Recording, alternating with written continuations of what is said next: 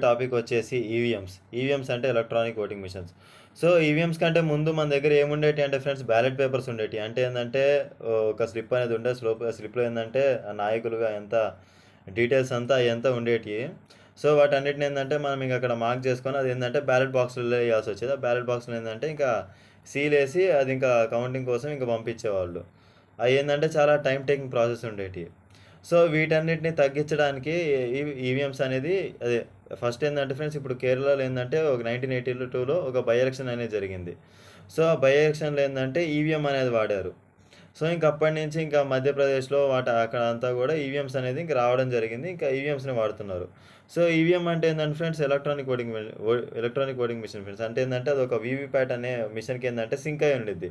So, అంటే మీరు ఓటేసినంక ఇంక అదేందంటే ఒక వీవీప్యాట్ అదేంటంటే ఓటర్ వెరిఫైయబుల్ పేపర్ ఆడిటర్ ట్రైల్‌లో దాన్నేందంటే ఇంకా మీరు ఓటేసినంక ఒక స్లిప్ అనేది పైకొస్తుంది.